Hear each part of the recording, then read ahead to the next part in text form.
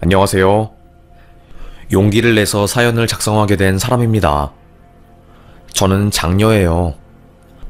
얼마 전에 엄마를 잃었고 힘들어하던 중에 주변 사람들이 너의 이야기를 한번 써보라고 해서 이렇게 글을 쓰게 되었습니다. 우리 어머니는 혼자서 딸 2명을 키우셨어요. 가난하고 힘들지만 자식들 기 안 죽이게 잘 키우려고 엄청 노력하시는 분이었죠. 항상 엄마는 무슨 일이 있더라도 너희들을 당당하고 행복한 자식으로 키울 거야. 비록 엄마가 능력도 없고 가진 것도 많이 없지만 사랑만큼은 대한민국에서 제일 부잣집 딸보다 더 많이 줄 수 있어. 가난함에도 불구하고 당당하고 쾌활한 성격으로 자랄 수 있었던 것은 엄마의 덕이 8할 이상이었습니다. 엄마는 이삿짐 센터에서 일을 하면서 돈을 벌었어요. 어떤 일을 하시냐면요. 이사 가고 난 뒤에 집이 엄청 더럽잖아요. 다음 세입자를 위해서 그 더러운 집을 싹 닦아주는 일이었지요. 다행히 그 일은 자격증이나 나이에 구애받지 않고 구할 수 있는 일이라서 엄마는 그 일을 오랫동안 하게 되었습니다. 문제는 하루 종일 허리를 숙여서 일을 하고 생각보다 힘이 많이 들어가는 일이었던 거예요. 안 그래도 건강이 안 좋은 엄마인데 일을 하면서 몸이 더 약해지고 얼굴이 야위어가는 게 제 눈에 보였습니다. 엄마, 쉬엄쉬엄 해. 이러다가 쓰러지면 어떻게 하려고. 엄마가 어떻게 쉬니? 순이가 아픈데. 제 동생 이름은 순이었습니다. 동생은 어릴 때부터 엄청 아팠어요. 태어날 때 심장에 구멍이 있어서 1살도 안 된 나이에 심장을 개복해서 수술을 했고, 그래서 가슴 가운데에 아주 큰 흉터가 있었습니다. 체력이 안 좋으니까 학교도 제대로 다니지 못하고 체육 시간에도 항상 참여하지 못해서 겉돌았어요. 친구들도 별로 없었고요. 저랑 비슷했습니다. 저도 아무래도 가난하다 보니까 친구가 많이 없었거든요. 시험 끝나거나 심심할 때면 항상 친구들 있는 애들은 모여서 번화가에 가는데 그것도 다 돈이었으니까요. 저에게 가장 친한 친구는 저의 여동생이었답니다. 저랑 나이 차이가 많이 나는 동생이었어요. 언니, 우리는 꼭 붙어 다니자. 나는 언니가 없었으면 진짜 힘들었을 거야. 그래, 순이야. 언니도 마찬가지야. 우리 순이가 건강해져서 돈도 많이 벌고 결혼도 하고 그래야지.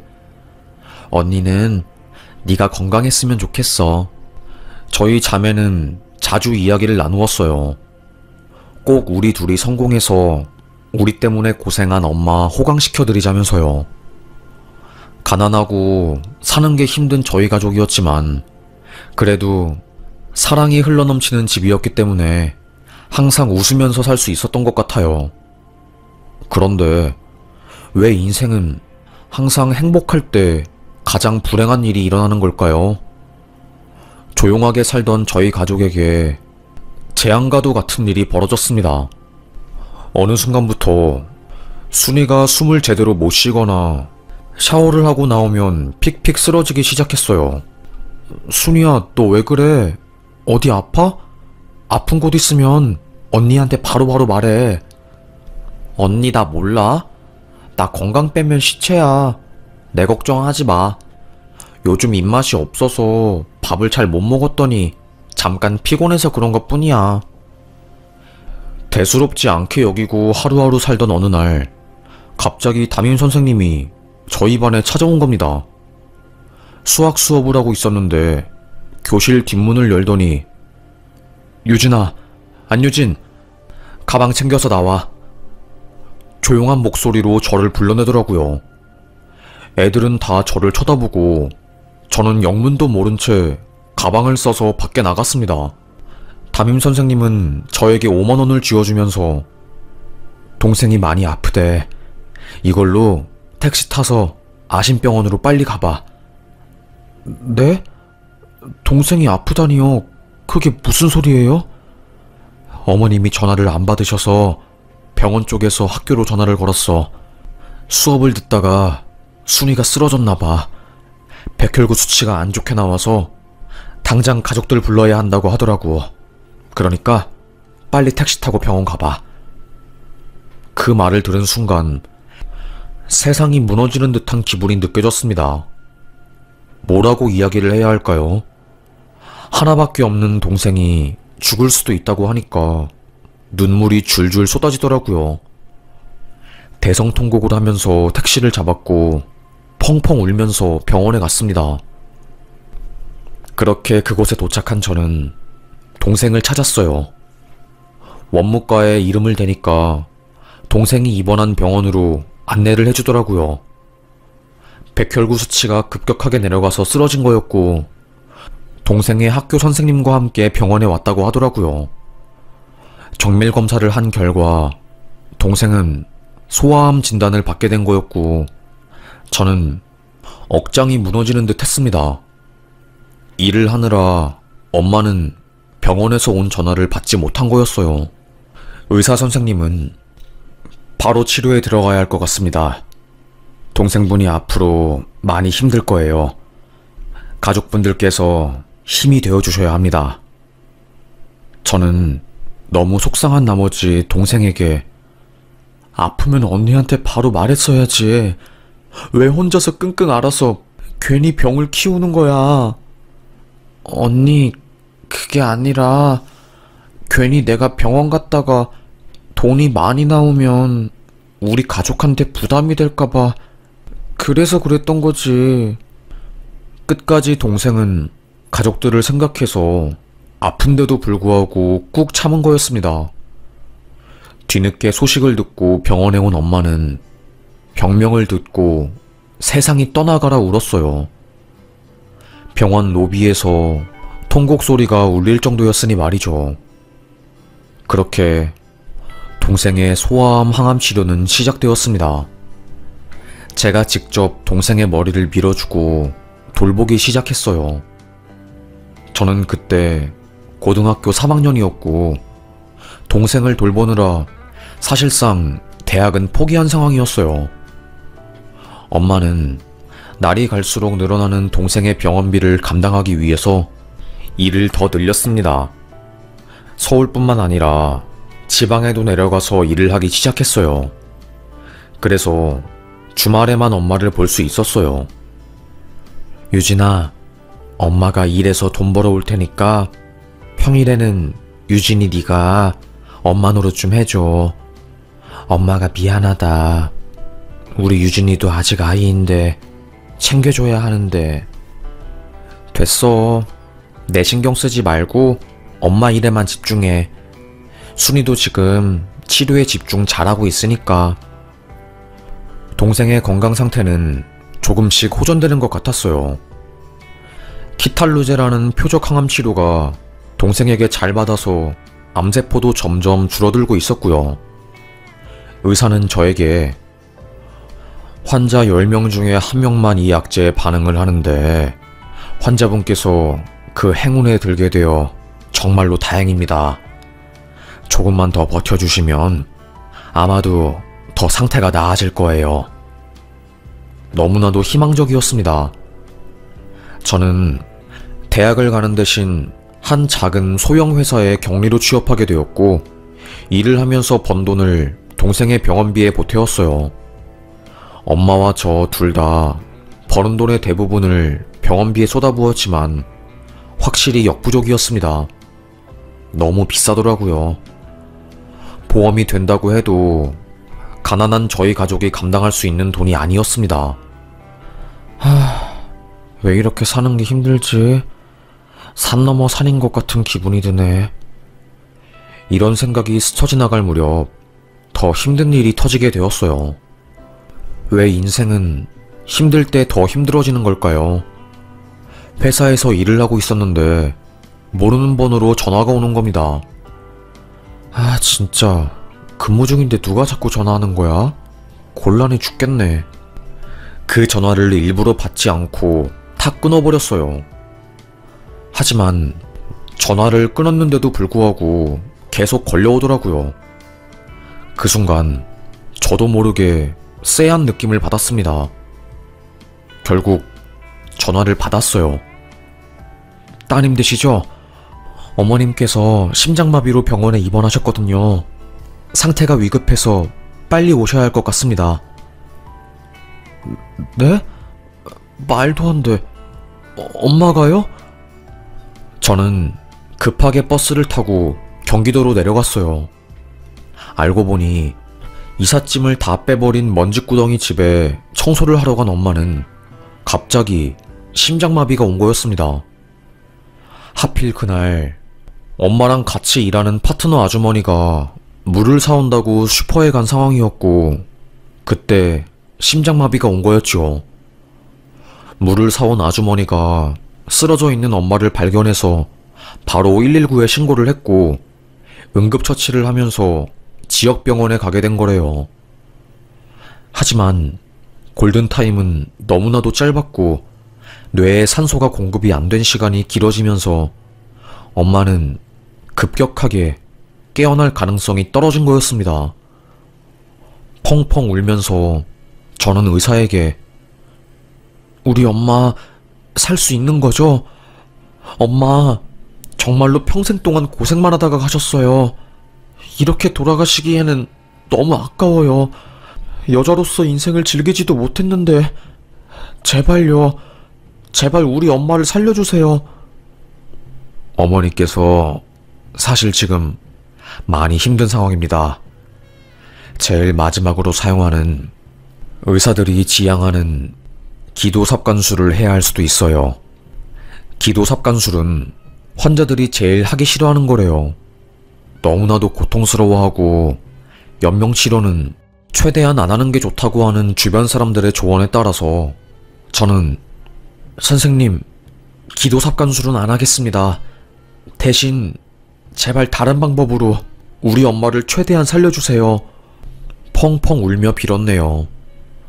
잠깐 병원을 비운 저는 동생에게 가서 엄마가 곧 돌아가실 수도 있다고 말해주었습니다.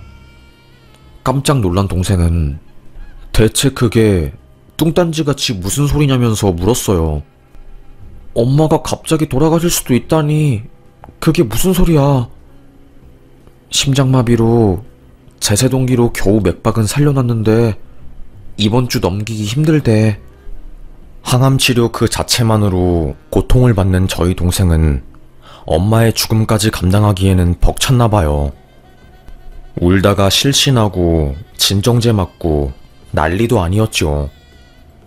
다시 엄마의 병원에 간 저는 회사 휴직계를 내고 24시간 내내 엄마의 곁을 지켰습니다. 그리고 딱 엄마가 쓰러지신 지 8일째 되는 날 돌아가셨어요. 웃긴 게 뭔지 아세요? 돈이 없더라고요. 장례를 치를 돈이요. 저는 몰랐는데 장례를 하는 것도 전부 돈이었습니다. 수의부터 시작해서 볼펜, 편지봉투까지 전부 다 한 장 한 장 돈을 받더라고요.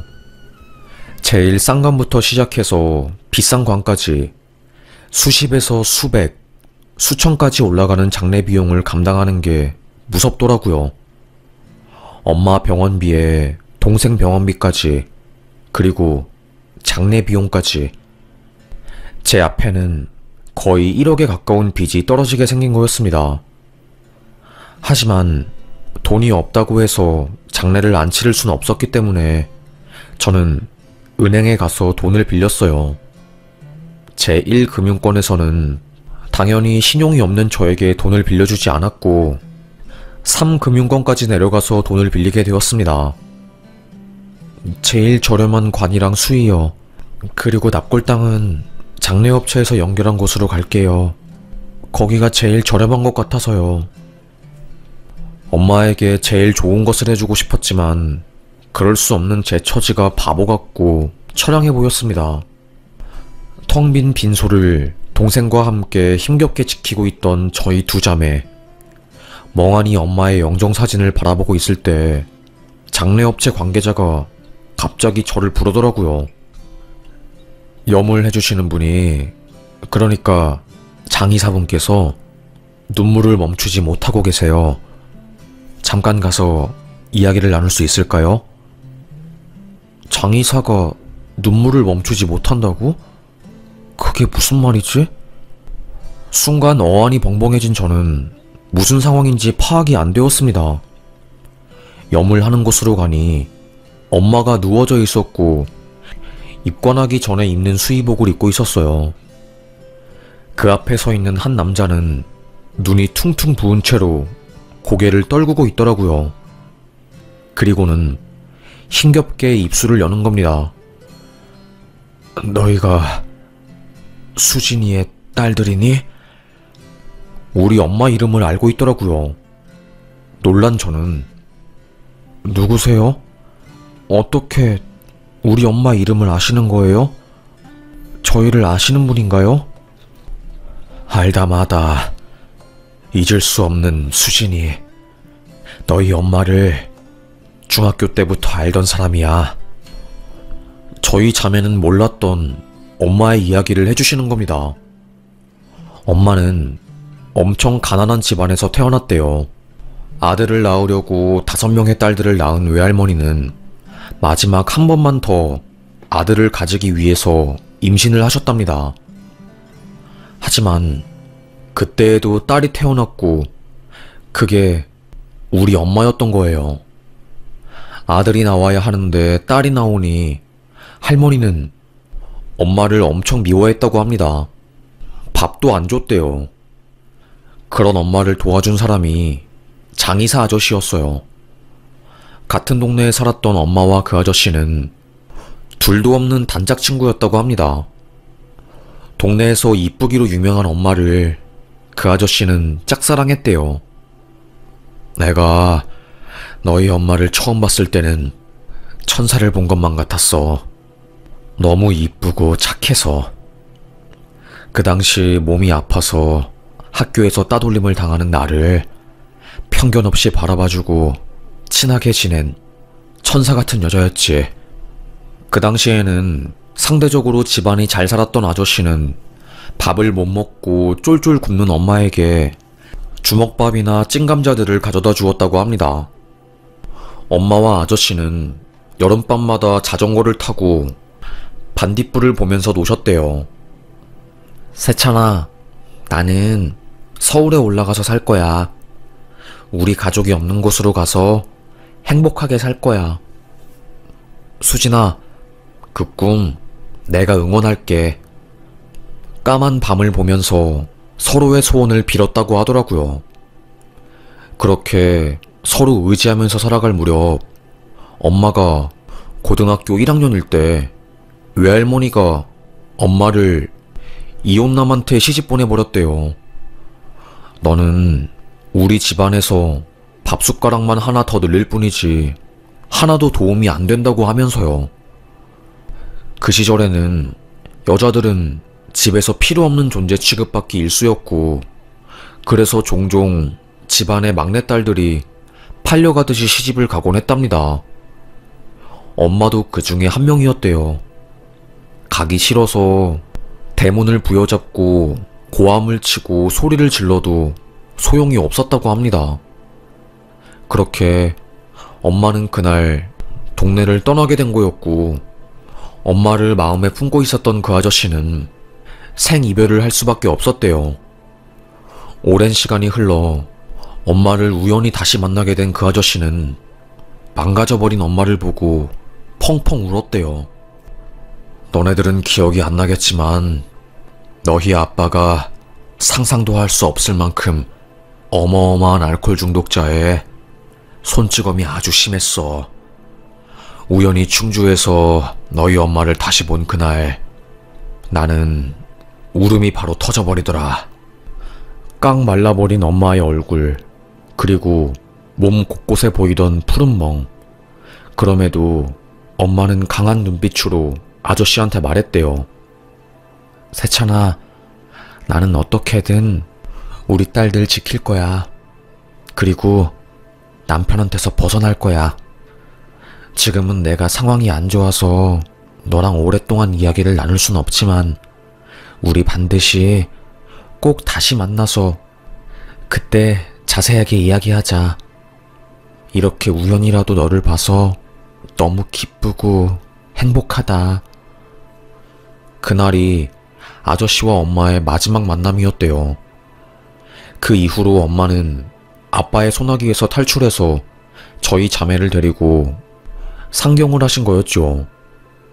저는 너무나도 어릴 때라서 기억이 잘 안 나는데 여행 가방에 옷이랑 귀중품들을 쑤셔 넣듯이 박아버리고 새벽에 자고 있던 저희 자매의 손을 꼭 잡고 미리 부른 콜택시에 몸을 싣고 동네를 빠져나가던 그날이 아직도 생생해요.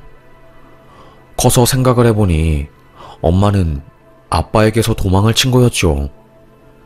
그 후로 어찌저찌 법적인 이혼 절차를 밟게 되었고 저희 자매는 쭉 엄마와 함께 살게 되었습니다.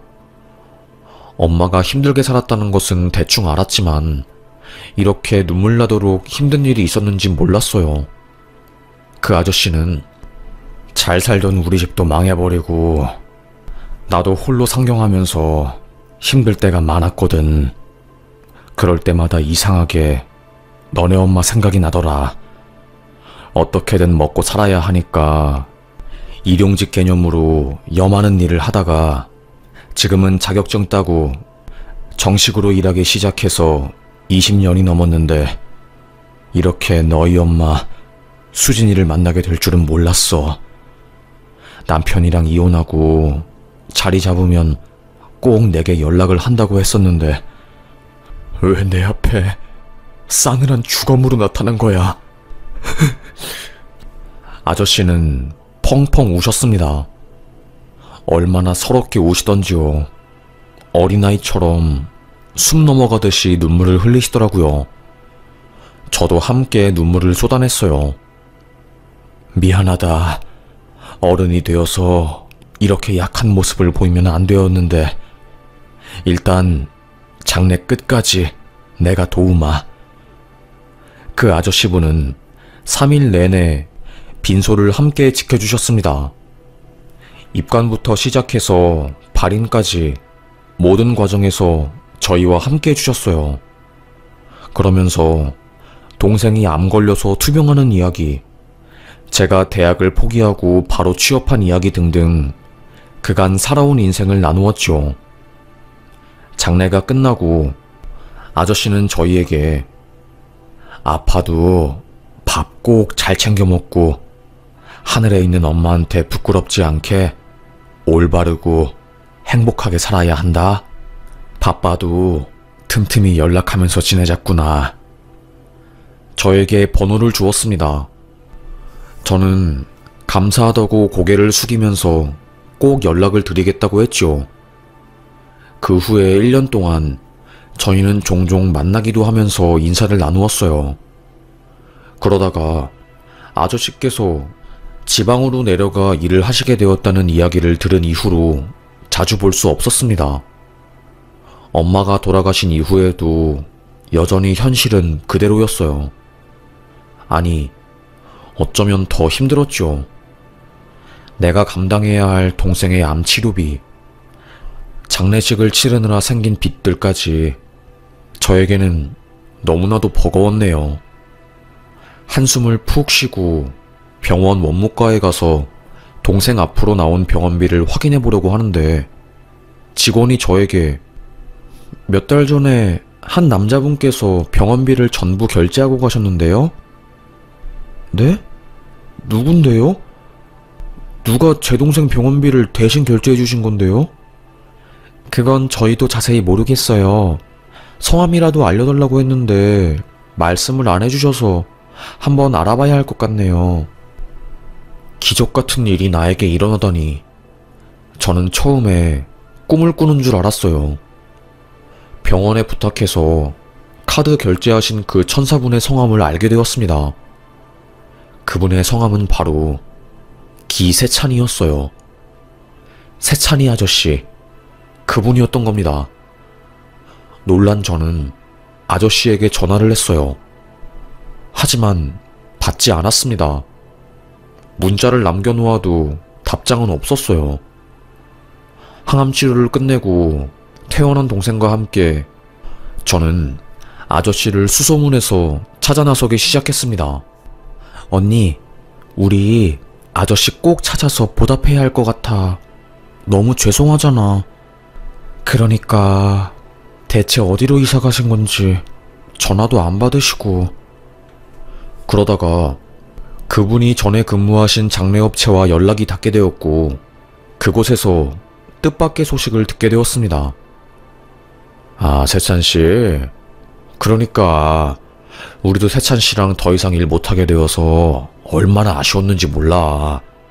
정성껏 염을 해주셔서 늘 고마웠는데 어느 날 갑자기 지방으로 내려가게 되었다고 하더라고. 지방으로 왜 내려가신 건데요?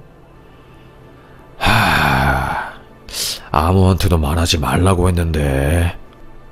말을 아끼시는 겁니다. 저희 자매는 속사정을 이야기하고 아저씨를 꼭 찾아야 한다고 소원을 했어요. 세찬씨가 사실 일을 하다가 쓰러졌거든. 병원을 가보니 대장암 3기 진단을 받은 모양이야. 조용히 마지막 남은 삶을 정리하려고 요양병원을 알아봤나봐. 하늘매 병원이었나? 하여튼 충남에 있는 곳으로 간 걸로 알아. 거기가 원래 고향이라고 하더라고. 저는 바로 병원을 알아보았습니다. 그리고 딱 한 군데 나오더라고요. 전화를 해서 기세찬이라는 분이 입원해 있냐고 물으니 맞대요. 동생과 저는 그 순간 뒤도 안 돌아보고 바로 그 병원에 갔죠. 아저씨가 힘들게 투병을 하고 있었고 눈물을 펑펑 흘리면서 저는 아저씨, 왜 말도 없이 원무과에 와서 동생 병원비 내주시고 가셨어요? 그리고 저희한테 왜 아픈 거 말씀 안 해주셨어요? 너네들은 너네 인생 챙기는 것만으로도 벅차고 힘들 텐데 내가 거기다가 대고 더 힘들게 나 아프다고 하면 얼마나 부담이 되겠니? 그래서 말 안 한 거지 뭐. 다 늙어서 생색내면 그것도 참 그렇더라고. 미안하기도 하고 너무 감사하기도 해서 저도 모르게 그날 눈물이 막 펑펑 났던 것 같아요. 너무나도 야위어버린 아저씨를 보니까 꼭 우리 엄마를 보는 것 같아서 마음이 무거웠어요. 이렇게 허무하게 돌아가시면 안 되죠. 아직 즐길 게 얼마나 많은데. 세상에 맛있는 것도 엄청 많고 재밌는 것도 엄청 많고 건강해져야죠, 아저씨. 저의 말에 힘없이 웃을 뿐이었습니다. 저랑 동생은 아저씨가 계신 지역으로 내려와서 이사를 했어요. 저희 자매가 힘들 때 곁을 지켜주신 분이니까 저희도 아저씨가 힘들 때 곁을 지켜줘야겠다고 마음을 먹었거든요. 하지만 항암 치료를 지속해도 아저씨의 병은 나을 기미를 보이지 않았습니다. 의사는 항암제가 잘 들지를 않아서 지금 이것저것 시도해보는데 쉽지 않네요. 키토르제도 안 들으니까 더 이상 방법은 없어요. 환자분 체력도 많이 떨어진 상황이고 암세포도 간부터 시작해서 폐까지 번진 상황이라 수술을 해야 할 수도 있어요. 동생에게는 키토르제 항암제가 잘 맞았는데 아저씨에게는 반응이 없었던 겁니다. 마지막 희망이었던 항암제도 듣질 않으니 상태는 더더욱 악화가 되었고 나중에는 밥을 먹을 수도 없었어요. 죽으로 겨우 목구멍에 넘길 뿐이었죠. 그때 아저씨가 저에게 집 열쇠를 주시면서 말씀을 하시더라고요. 유진아, 만약에 아저씨가 죽으면 2km 아저씨 집에 들어가서 장롱 안에 있는 앨범을 꺼내 납골당 안에 넣어주렴. 아저씨가 바라는 건 딱 그거 하나다. 왜 벌써 죽는 소리를 하세요? 아직 기적이라는 게 있는데 벌써부터 그렇게 마음 약한 소리 하시면 안 되시죠. 제발 그러지 마세요. 네? 하지만 현실은 냉혹하더라고요. 간절하고 또 간절하게 기도하면서 제발 기적이 일어나달라고 소원했지만 결국에 기적은 일어나지 않았습니다. 아저씨는 일주일간 혼수 상태에 빠지게 되었고 암세포로 인한 극심한 고통으로 계속해서 시달리다가 새벽에 삶을 마감하셨습니다. 동생과 저는 그날 얼마나 울었는지 몰라요. 장례를 급하게 치르면서 경황이 없었던 저는 발인 직전에 아저씨가 저에게 주신 열쇠가 생각이 나더라고요. 아, 맞다. 아저씨 그 앨범 사진. 저는 바로 택시를 타고 아저씨가 살았다던 주소로 갔어요. 얼마나 오랫동안 사람이 드나들지 않았던 곳인지 집 앞에는 거미줄이 쳐져 있었습니다. 나무 막대기 하나를 들어서 옆을 휘휘 쳐낸 후에야 집에 들어갈 수 있었어요. 방 안에는 부모님의 영정사진이 있더라고요.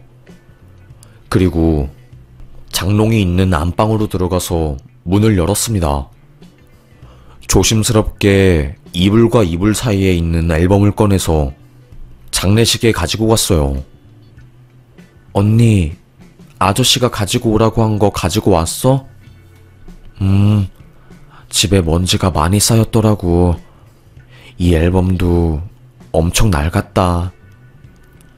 발인을 마친 저희는 유족과 함께 유골함을 안치했습니다. 그리고 앨범을 펼쳐서 사진을 꺼내려는 순간 저와 동생은 온몸에 힘이 풀려 털썩 주저앉았어요. 그 이유는 바로 앨범 안에 우리 엄마와 그 아저씨가 함께 찍은 어린 시절 사진이 잔뜩 들어있었던 겁니다. 자전거를 타던 모습, 반딧불을 병에 잡아서 행복해하는 어린 시절의 엄마의 얼굴, 모든 게 다 담겨 있었어요.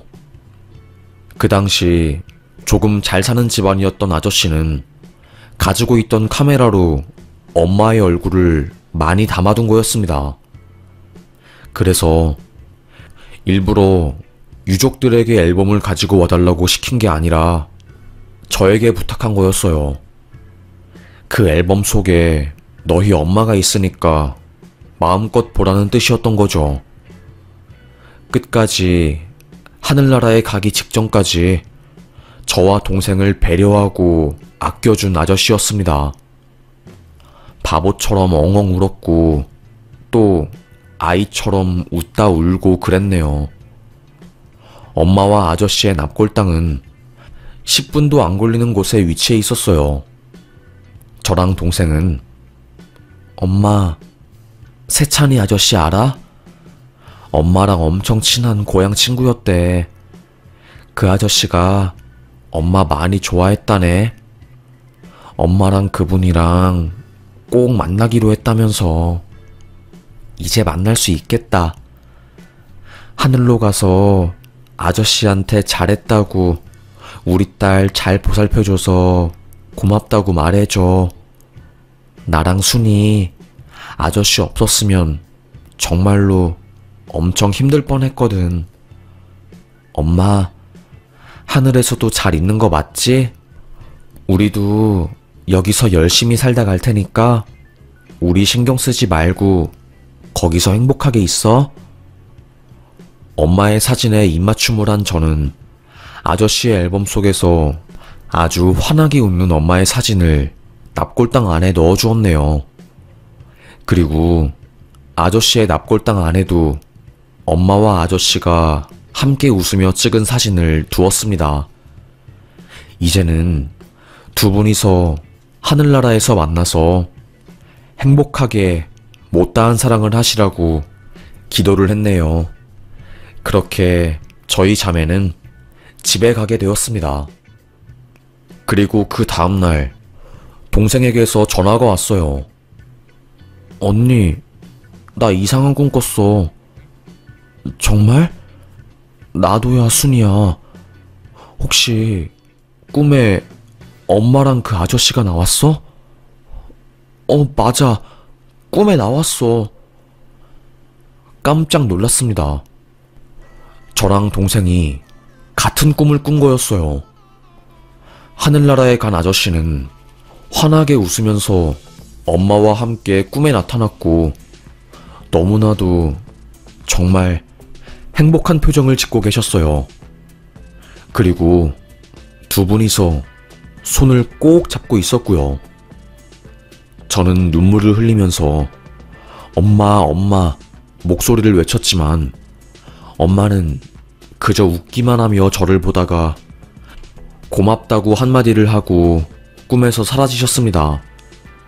그리고 동생의 꿈에서는 지켜줄게 라는 한마디를 하시고 사라지셨대요. 아마도 하늘에 간 아저씨가 엄마를 만난 모양이에요. 참 다행이었죠. 그래도 하늘나라에 잘 도착한 모양인가 봅니다. 저희 두 자매의 꿈에까지 나온 걸 보면요.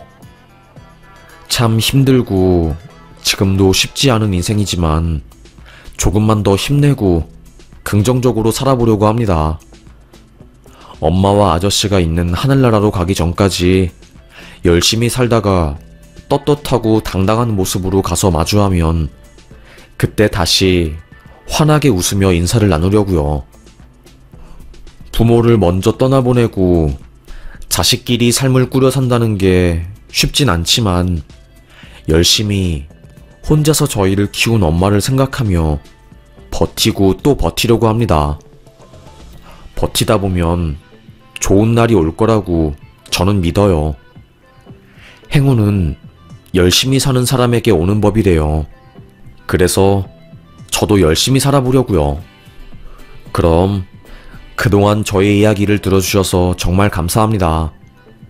지금 저희 동생은 추적 암세포 검사 결과 암세포가 모두 사라졌다는 판정을 받게 되었어요.